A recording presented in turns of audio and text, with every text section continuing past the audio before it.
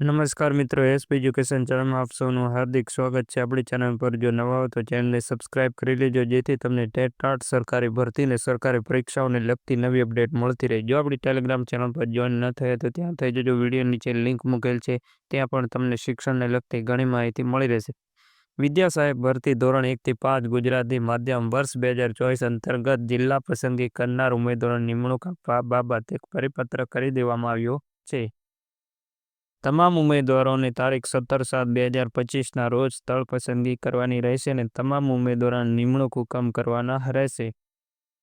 જે ઉમેદવારો બિન અનામત કેટેગરીમાં પસંદ થયા છે તેઓને નિમણૂક હુકમ આપવાના રહેશે। જ્યારે અનુસૂચિત જાતિ SC, અનુસૂચિત જનજાતિ ST અને સામાજિક અને શૈક્ષણિક રીતે પછાત વર્ગ SC/BCમાં પસંદગી થયેલ ઉમેદવારોને કલમ નંબર 6 મુજબ રાજ્ય સરકારના વિવિધ સમગરોમાં અનુસૂચિત જાતિ, અનુસૂચિત જનજાતિ તથા અન્ય પછાત વર્ગમાં નિમણૂક માટે પસંદ થયેલ તમામ ઉમેદવારોને નિમણૂક આપતા પહેલા જાતિ પ્રમાણપત્રોની સંબંધિત વિશ્લેષણ સમિતિ મારફત ચકાસણી કરવાની થાય છે। તે મુજબ સંબંધિત નિમણૂક સત્તાધારી દ્વારા ચકાસણી કરાવ્યા બાદ જ જાતિ માન્ય ઠરે તો જ નિમણૂક હુકમ આપવાના રહેશે।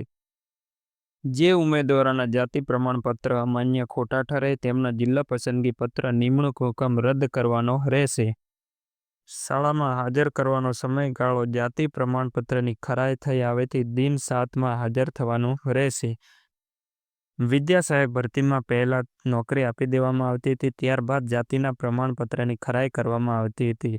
જે ઉમેદવારો જનરલ કેટેગરીમાં છે તે ઉમેદવારોની જાતિની ખરાઈ કરવામાં આવશે નહીં। જે ઉમેદવારોના જાતિના પ્રમાણપત્ર અમાન્ય ઠરશે તેમનો નિમણૂક હુકમ રદ કરવામાં આવશે। એટલે જે ઉમેદવારોને જનરલમાં મળતું હોય તો જનરલમાં લઈ લેવું અને આ જે તમારે કેટેગરીનો લાભ જતો કરવો। આજના વિડીયોમાં બસ આટલું, મળીશું નેક્સ્ટ વિડીયોમાં।